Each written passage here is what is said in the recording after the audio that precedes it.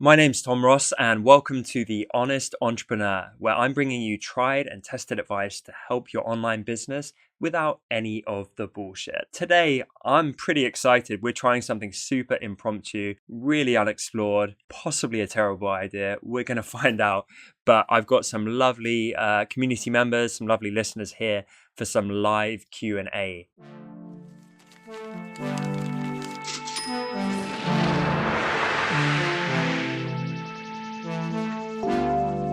I'm going to be getting some unexpected, spontaneous questions, and I'm going to do my best to help these fine people out. So we're going to jump in a second with the first caller, which is Crystal. And Crystal, what is up? Can you hear me? Hi, I can hear you. Can you hear me? Yeah, I certainly can. How are you? I am excellent, thanks. Incredible. And could you tell the listeners and the viewers a little bit about yourself and what you're working on? Sure. My name is Crystal. Live in Virginia near Washington, D.C. I'm a graphic designer turned hand letterer, and found passion working with small town local businesses, and that's what I love. Amazing. And what's your question today, Crystal? Yeah. It hasn't been any trouble getting clients, but I find that I drop the ball when it comes to following up. So like to encourage repeat business. So I wondered, what kind of processes do you have in place for past client follow-ups? Like, do you have a scheduled timeline? Like every 3 months after the sale, you send a follow-up, or you send them Christmas cards? What do you do? That's a really, really good question, actually. And I like to think I'm hopefully quite well positioned for this because, as you probably know, we love that stuff at Design Cuts. You know, we love trying to wow our customers and our suppliers and that kind of thing. But behind the scenes, it doesn't just happen by magic. And it's not, first of all, I love that you are into that kind of stuff.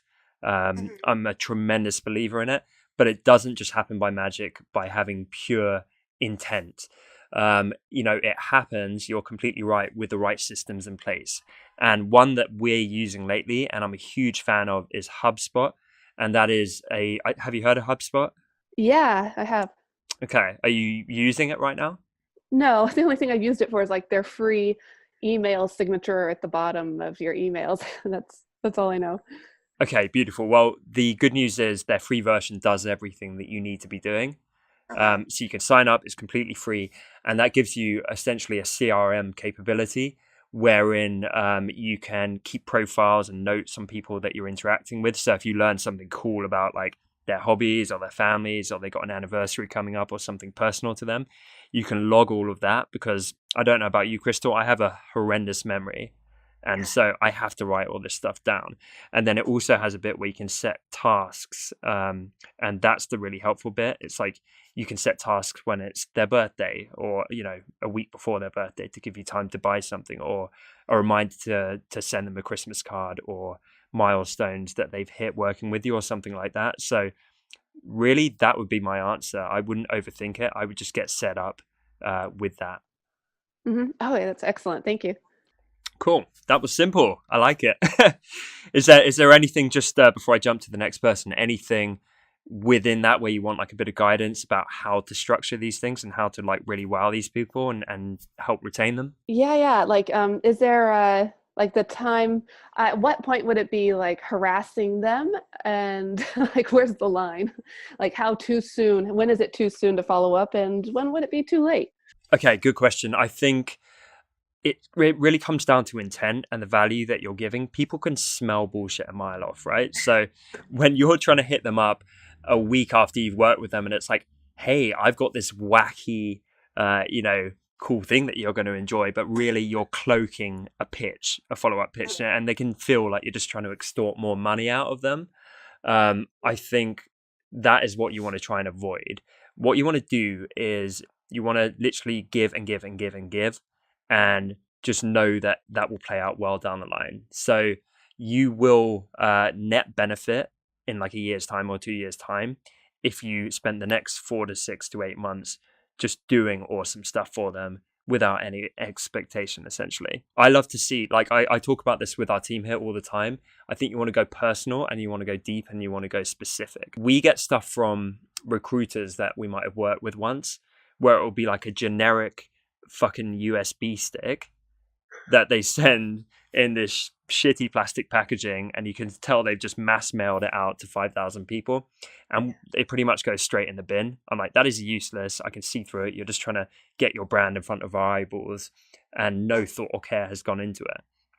Whereas with us, we take it to insane limits. So what we will do, we will like get to know them, and then we will stalk them on social media. We'll listen to them, we'll talk to them, and let's say they are the biggest fan of Marco behind the camera loves Bob Dylan, right? So Marco's a client. He loves Bob Dylan. Depending on running the numbers, it depends like how much you can invest. But you know that expression, it's the thought that counts. Yeah. Like big or small, the same principle applies. So if Marco spent 100 grand a year with us, then we'll get him some Bob Dylan tickets or something, right? But if he's a smaller scale client, then we might go and get like a signed poster from Bob Dylan on eBay, and that kind of maps more to his spending. But that's still going to mean the world to him because it's so incredibly personal. Like the guy sat here right now, he's got a Bob Dylan tattoo on his arm. And how much more is that going to mean than if we got the same generic gift for all 500 clients or whatever? Exactly. It's about being genuine. That's great. Cool. Super glad it helped. Yeah, thanks for jumping on the show. Yeah. Thanks, Tom. Anytime. So Doris, do you want to go next? Here I am. Hi. Hey, how are you? Do you want to introduce yourself for the dear listeners out there? Okay. Well, I'm Doris, and I live in Vancouver, BC, in Canada. And I'm an illustrator. Currently working on building my portfolio, improving skills, and I'm working on some digital products. Just released my first one a couple of weeks ago on Design Cuts, and currently working on my first font, which is so close to being finished, and it should be released really, really soon. So I'm kind of excited about that. Awesome. So what is your question around that stuff? And I love everything you're putting out, by the way. I think it's super, super high quality. Oh, thank you. It's good to hear. So I'm actually pretty new to the illustration world, and I don't have an agent, or I don't have any clients yet, but I'd like to work towards that. So when thinking about pitching to an agency or a potential client, I'm kind of concerned that because I haven't done it before, if things don't go well due to like just pretty much lack of experience and not knowing what to expect, and you make mistakes, is it possible to recover or follow up and turn it into a success after the fact, if possible? It's kind of what's kind of holding me back, is like the fear of screwing up. Honestly, I think you need to get out of your own head. I think you're conceiving of problems that don't yet exist. And so in answering your question, I would be answering like a kind of paranoid hypothetical scenario that hasn't yet played out and quite possibly might not. You know what I mean? If you were coming on the show and being like, I just pitched a client and I super offended them and I feel like the relationship's dead, how do I recover it? That's something we could tackle right now. But I think the immediate thing to address would actually be a shift in mindset to not how do I deal with screwing up in the future when it hasn't happened, but how do I do the best job now in actually pitching these potential people? So if I'm transparent and actually say I've never had a client, or I've never done this before, does that give breathing room for them to work with me on a different level, I guess? Or will they, like, are they always expecting, the people they work with to kind of know the process and know what to do next, or, taking the next step? Or I guess I would like to be kind of guided through the process, where in turn, I kind of feel like when you onboard a potential client or agent, I'm expected to guide them through the process. It's kind of, I feel like I'm the blind leading the blind in a way. Yeah, I get it. I've totally been there earlier in my freelance career, so I'm very empathetic to it. I know I always preach authenticity, being yourself, sharing your truth. I think this is one of the rare cases where that maybe isn't completely true. I kind of view it like, imagine you're approaching someone in a bar, like trying to hit on them as a teenager, say, and you're feeling really insecure. I wouldn't have probably been very successful had I have gone up to a girl in my teenage years and be like, hey, I'm sorry to bother you. This is the first time I've done this and I really don't know what I'm doing. but I'm just putting out that truth. You know what I mean? Mm-hmm. So I think people hire you to be an expert. And even if you're not an expert in terms of being like an industry leader, they are hiring you for your expertise. And you certainly do have that. You know, you're a very talented illustrator. So it's not like you're a complete novice with no skills. You might be more of a novice when it comes to pitching, Mm-hmm. but they're not hiring you to be like a pitching coach or expert. They're hiring you for your illustration talent. And so what I would really do is I would try and approach it with as much confidence as you can. And you do unfortunately need to be the one leading them and holding their hand to some degree, even if that feels uncomfortable. So I think being able to, get excited and say, I think my skill set can help your business in these ways. Really passionate to work with you. And, here's kind of how my process works. What do you think? Like just being a bit assertive. I think even if you're faking it to some extent is a smart idea. Does that help or do you want to go a bit deeper? No, I that puts it into a different perspective for me, basically making it all about the client and take the focus off of me and put it on the client. And then, yeah, that answers my question, I think, or makes me think about it in a different way for sure. Amazing. Glad to hear it. I mean, on a final note, I think I messaged you on Instagram earlier. I was feeling racked with imposter syndrome and doubt and all this kind of stuff. It happens to the best of us, right? Recently. And the way I always advise getting out of your own head and bouncing around your own head and feeling insecure is to get into other people's. And so, funny enough, when I went through 100 DMs and started having chats with people and helping people, my insecurity lifted because my focus shifted from myself onto them. And I think you can apply that to so many scenarios, including, but not limited to, pitching. Yeah, exactly. No, that's perfect. Thank you. Amazing. Thanks so much for the awesome question. Appreciate you being on the show, Doris. Yeah, take care. So who is up next? How about Rachel? Hi. Hey, how are you doing, Rachel? Do you mind introducing yourself for the listeners and viewers? My name is Rachel. I live in the Great Lakes region of the United States in Northwest Pennsylvania, and I recently pivoted from sort of a creative maker space to content writing for and with creatives, artists, and designers. I love it. And it's a very brave pivot. I know Rachel very well. We're even using her to write content at Design Cuts, which is awesome. What is your question today, Rachel? Okay, so my question, I've done the research on appropriate pricing. I have some background in pricing anyway, sort of previous. So I'm pretty solid on how I should be pricing myself and my work and my time. But I very rarely have had to start that conversation with clients. Usually it's kind of manufactured into whatever process I'm in for my employer, or people will bring it up. And as I'm going forward, I'm already finding that I have to start that conversation and kind of coach people through that. And I was hoping you could give me some tips on how to get that started and how to do it well, I guess. So how to be more, similar to Doris's question, I guess, how to be more confident and leading and assertive when it comes to having that pricing discussion? Yeah. Yeah, I guess so. It was actually kind of funny. I was listening to Doris is like, oh, this segues nicely. But yeah, it's sort of about like how to, some people are going to be familiar with fee structures and how things like that work, and other people aren't going to be familiar with it. And maybe not necessarily just for talking with them, but also ways to think about pricing myself. I know that you guys have talked about this a little bit in sort of other spaces, but it's just sort of one of those things that I have in the forefront of my mind right now of like, what are some best practices for talking about pricing, fee structures, when costs change, that kind of thing.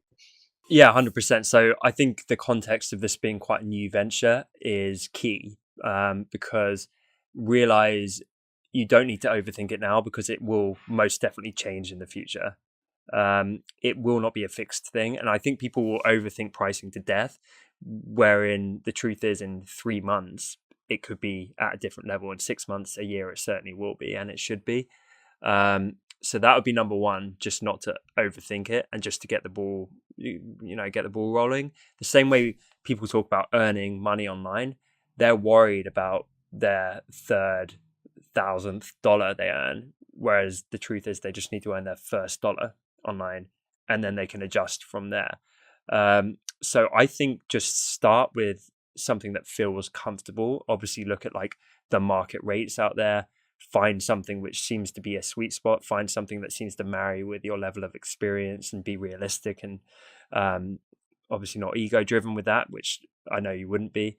But realize that if you find the market rate is like $200 and you start charging $200, that you should be revisiting that in 6 months' time and thinking, okay, well, I've garnered all this experience. I'm getting more demand for my services. Now it's time to up my prices. And that's a whole different conversation.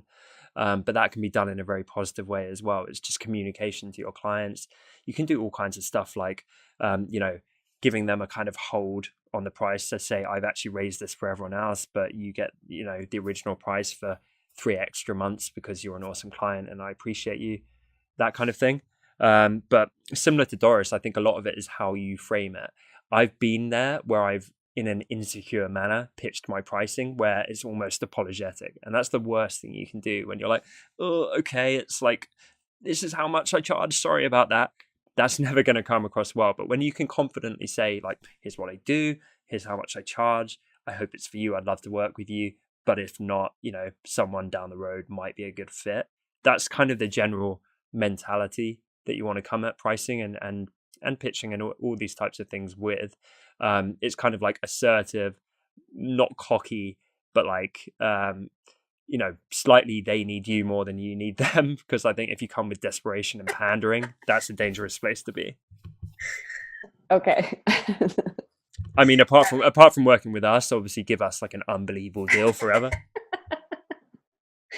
That makes sense to me. And I think probably part of my trepidation from all of this is, when you're first starting out, like, I have limited time, but I also really want to sort of start strong. So it's always that negotiation between, do I want the work more or the paycheck more? I think when I'm thinking about it in my head, it doesn't always play out like that. Usually it's much nicer than that. But when I'm sort of figuring out pricing in my head and how those conversations are going to go, there's that anxiety of, will I not get work because of this? Yeah, and I think that's fair. But from what I can already see, you're seeing pretty immediate traction with this.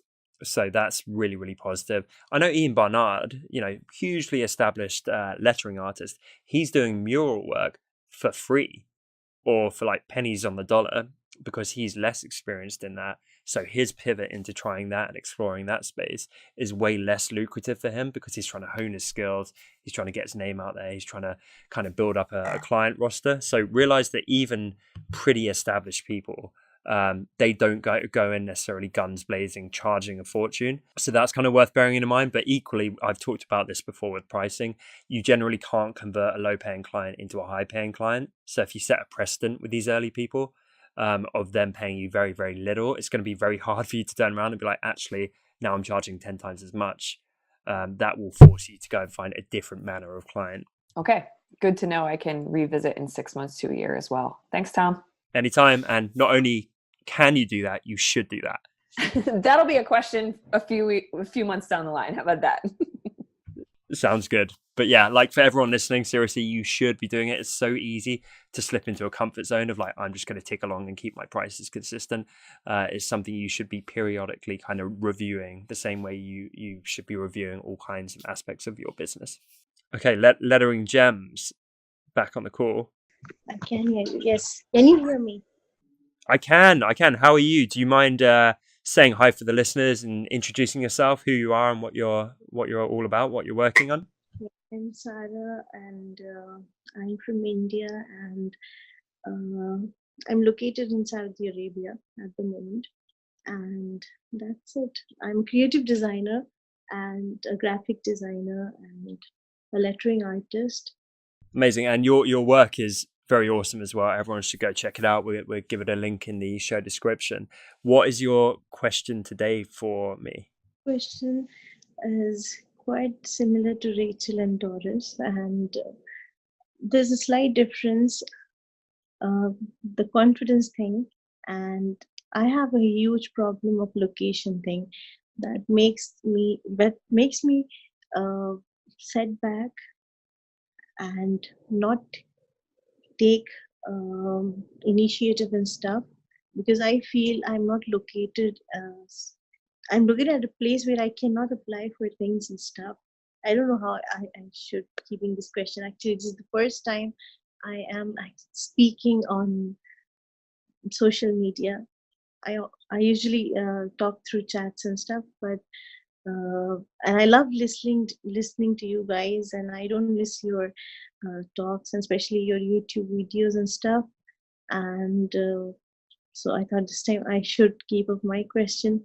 Basically, I don't know what should I do. Like, there's so many things which I take part in, but then I later on delete the post, or I just set back thinking that my location is a huge problem. I cannot, if at all, if I'm gonna win, how will I don't know what should I tell.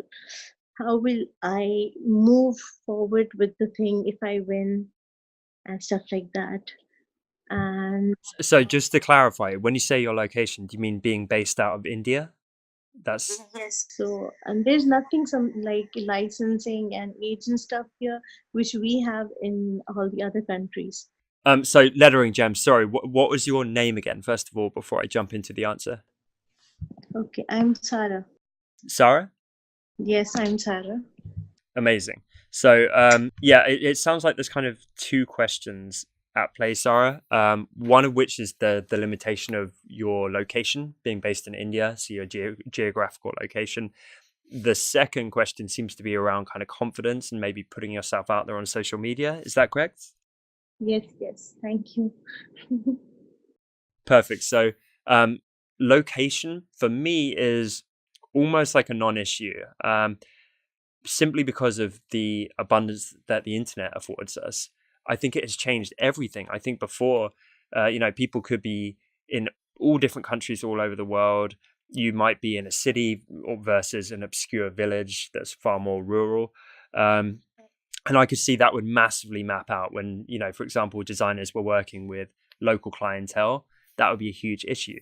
I understand there are some limitations still. The internet might not be as fast. There might be different legalities, different tax systems, all that kind of stuff. But generally, it's really leveled the playing field, what the internet does for all of us, because you can now go and grow a social media following. And correct me if I'm wrong, Sarah, but your Instagram is like over 10,000 people right now, yeah?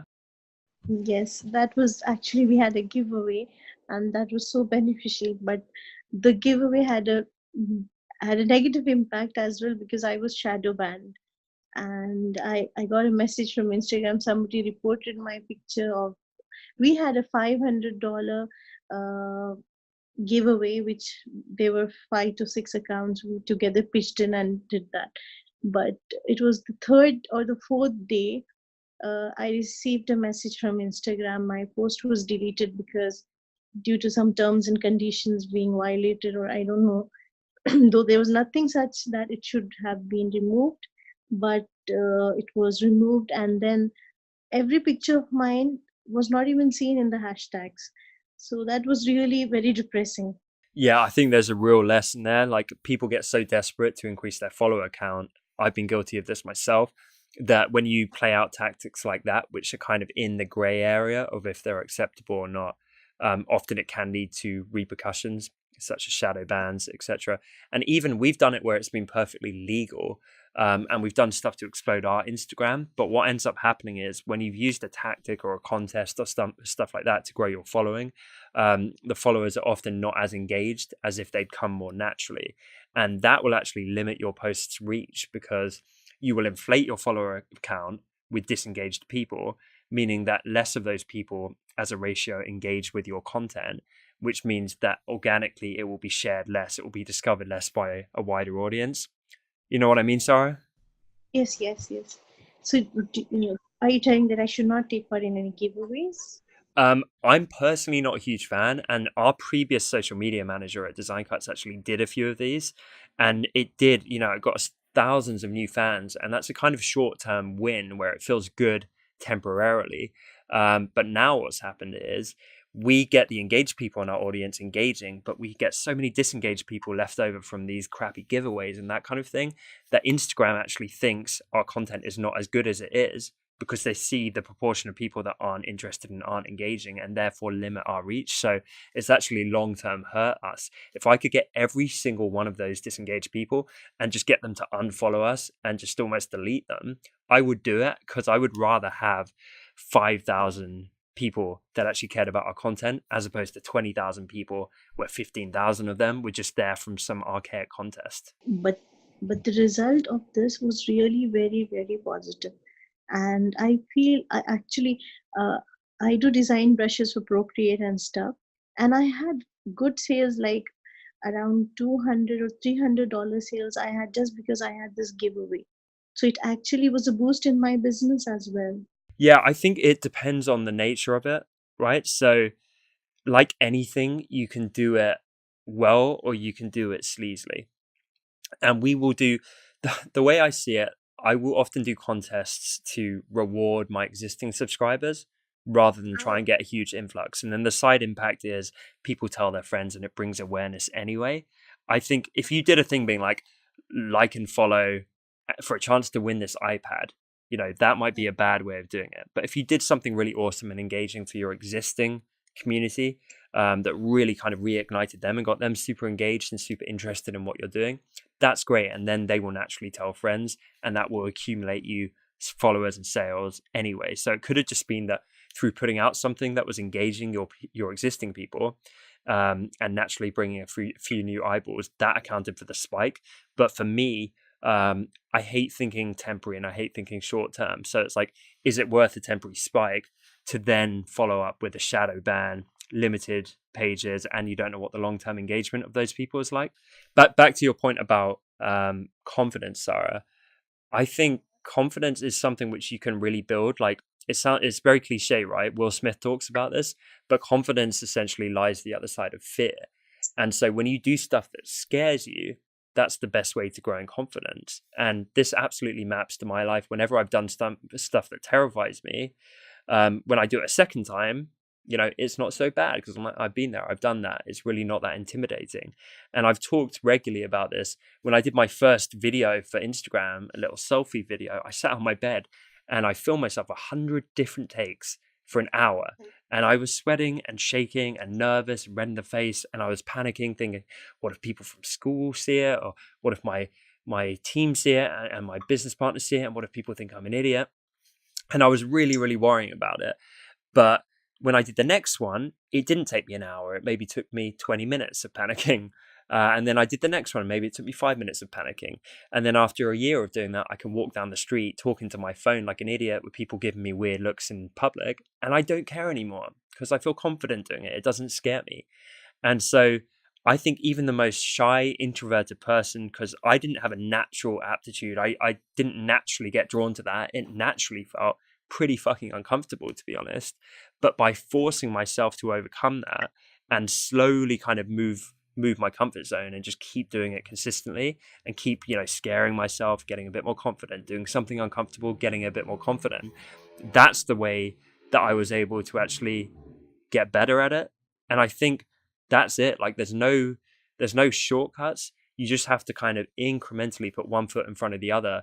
But if you find every day you're doing something a little bit uncomfortable instead of staying in a rut and in a comfort zone, that's how you're going to grow in confidence. That's how you're going to be able to put your face out there more in pictures, to start doing more video content, maybe one day launch a podcast, whatever it might be, whatever your aspirations are in terms of social media and confidence and putting yourself out there.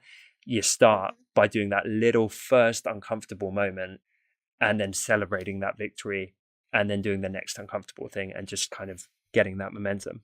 Thank you. That was so motivating. And whatever you just said about the first time you made the video, I actually feel the same thing right now.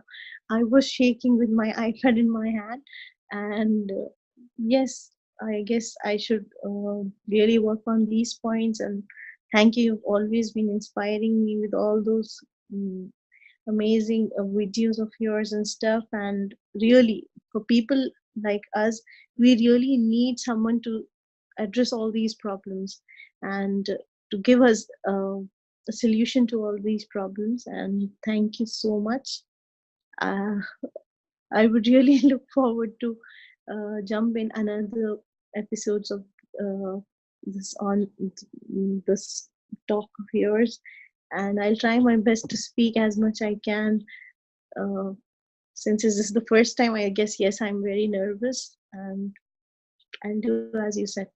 Sarah, it's such a pleasure. I'm sat here smiling like an idiot because I think you come across very genuinely, very sweet, and that's a huge asset. You know, some people are naturally douchebags, so the fact that you seem incredibly nice is a great first step, and you can just build the confidence on top of that. But it honestly, it maps to everything. When I started doing the Honest Designers Show, my other podcast, you know, we all spoke more awkwardly. We weren't used to doing it.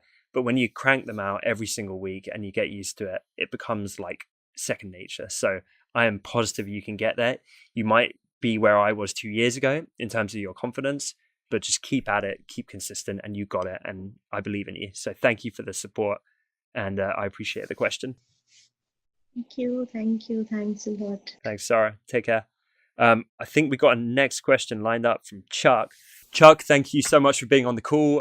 Thank you for sneaking around at work to make this happen. I appreciate it. Do you want to quickly introduce yourself, who you are and what you do for the listeners? Sure. Hi, everyone. My name is Chuck. I'm a lettering artist and graphic designer living in Mexico. I am currently working a day job, as Tom just said, just doing this in my lunch break. And I do freelance on the side. I have a new, very daunting passion project in the works right now involving food lettering. And I really talked to Tom about, and I'm really excited about that. Incredible. Yeah, I chatted on a live stream with Chuck recently about him potentially pivoting from traditional hand lettering into food lettering. And I have so much faith. It sounds like Chuck's super passionate about that. So, Chuck, what is your question today? So this is a question, I guess, and sort of like an annoying thing that's happened to me like very recently. I was asked by this agency to do a lettering piece for one of their clients' social media. And it was an urgent event, so I did it very quickly and it kind of delivered. But with the agreement that we would be talking about money afterwards, and there would be more work coming, like more posts to make. So after that, they kind of just went silent. And a few days ago, they reached to me again to pick things up, and there was still no financial agreement. So my question is, would you advise to continue this relationship with this possible client that have done this like unpaid work before, and they didn't even acknowledge me as a creator because it has been posted? And if so, if yes, like what would you say is the best way to approach it? Okay, that's a great question. This is something I've experienced myself in my earlier freelance career. I've been burnt by clients. I haven't been paid at points. I've had to kind of wrangle money out of them. So I completely recognize, Chuck, it is a pretty shitty feeling. It's not a good position for anyone to find themselves in. I think the best thing you can do is actually see the bigger picture outside of this one client. And there's measures you can take. You can send follow-up emails, you can send invoices, you can send invoice reminders, you can be a bit more pushy and a bit more firm. That's fine. But I think the main learning point needs to be the lessons that you take away from this. And so I had to learn the hard way. It sounds like you are too. And that's why you go in with like clear conversations, clear expectations, clear contracts. I don't know how much of that stuff you had in place in this instance, but for me, I kind of went in a bit too informal, a bit too trust-based. I didn't have enough experience to really manage these situations, and that's where I got my fingers burned. But you can only learn and adjust each time, right? We get the same thing at Design Cards. We've had it where we've had contracts in place, but stuff might have been a bit ambiguous for our suppliers that we didn't realize. And so rather than get hung up and like panic about it, it's like, okay, what are we going to do next time? We're going to add a clause about that, or we're going to have that conversation up front because we don't want them to get any nasty surprises. I think that's what you need to take away from this. So basically look at your onboarding for new clients and get the right contract in place, get the right conversations in place, and just set up a process that you can work through every single time. And then next time something goes wrong, iterate and improve the process again. So every time something fucks up, you need to just fix where it went wrong and ensure that you've then got a scalable process you can rinse and repeat for every future client to protect you and them. Oh yeah, definitely. Like that's like the main thing that I've learned from this. But the thing is, they still kind of want to work with me. So would I just like politely say no? So Chuck, just to clarify, you've been hired by this company or this organization. You have done the design work for them. They have refused to pay you so far, and they're asking you to do more work. Is that the situation? Sort of. Like I did the work. It was sort of because it was a referral, and it was like a friend's agency. I guess it's sort of like, again, like it was like a trust-based thing, and it's not like they refused to pay me. It's just that they haven't actually engaged in that conversation because I have talked about money, but they sort of like just close over it and then move on to the, oh, we need more work. Okay, so this sounds like a classic schoolyard scenario where you're the victim and they're the bully right now. It sounds like they're pushing you around, to be honest. They're glossing over it. They're not having that conversation. They're demanding more of you. And it sounds like you're not standing up for yourself and being assertive enough. So if I were you, I wouldn't work with them at all because I don't like working with people like that. But in the short term, I would stand up and be like, hey, I'm happy to explore future work. But obviously, we agreed this. I've done this work so far. I need to get paid for this because I've completed the labor. I've completed the job. So we need to talk about payment, please. I would go like direct in their face in a professional manner, of course. You don't want to be an ass. You don't want to swear. You don't want to get angry or emotional about it, but just go direct. It's indisputable. If you say, I've done this work, you signed off on it, I need to be paid now, that's very hard for them to sidestep. And if they try and gloss over it, it's like, no, back to this. I need to be paid for this work that I've done. Put them in a position where they basically have to either pay you or they have to hold their hands up and be like, nah, we're not going to pay you. And basically identify themselves as being complete fucking morons. Okay. Yeah, that sounds like a perfect plan. Cool. And remember, keep it professional. Like, my business partner, Matt, he ran an agency for many years. They had this kind of scenario with very big companies even. And like I say, you can't let yourself be pushed around, but you need to keep it professional. And what I would do, I would get everything in writing. That's another very, very top tip. So it's different you having a phone conversation and it's your word against them. When you're sending emails and you're identifying this kind of stuff and they're sending stuff back in writing that you've got a written record of, that's really powerful because that's something you can then take to a solicitor if it reaches that point, or you've at least got it as backup. So if you can say, on these dates, I sent invoices and reminders, on these dates, I chased up, on these dates, they came back and refused to pay me, that's much, much more effective than you jumping on the phone and losing your shit and shouting at them. It's night and day in terms of like the backup that you're going to have legally or otherwise to tackle this problem. Yeah, that's perfect. Cool, man. I'm sorry to hear you're going through that. Like I said, I've been there myself. Best thing you can do is learn from it. Best thing you can do is stay professional, but I hope you work it out, brother. And thank you for calling in. Thank you, Tom. Really appreciate it. I'm always happy to engage with you. Cool. Take care, man. Thank you so much for jumping on the show. Thank you. See you. Bye. So yeah, thank you so much, everyone, for the incredible questions. This is obviously a complete new experience doing the show this way. I had a blast. I think the questions were amazing. So I appreciate everyone calling in. We will link up in the description on YouTube and everywhere else where you can find these incredible people: Crystal, Doris, Rachel, Sarah, and Chuck. We're going to link up their Instagrams and their social handles and give them some love. But I appreciate all of you guys jumping on the show. Hope everyone listening and watching at home enjoyed it. And as always, I will see you next week. And thank you for tuning in. Hey, thanks so much for watching this episode. Really, really appreciate you being here with me. If you haven't yet, please do subscribe right here on YouTube. Remember, tick the little bell icon so that you get proper notifications. I really hope you're enjoying the show. I hope you'll stick around for the upcoming episodes. I really want to keep bringing you as much value as possible. So thank you so much for your time, and I'll see you guys soon.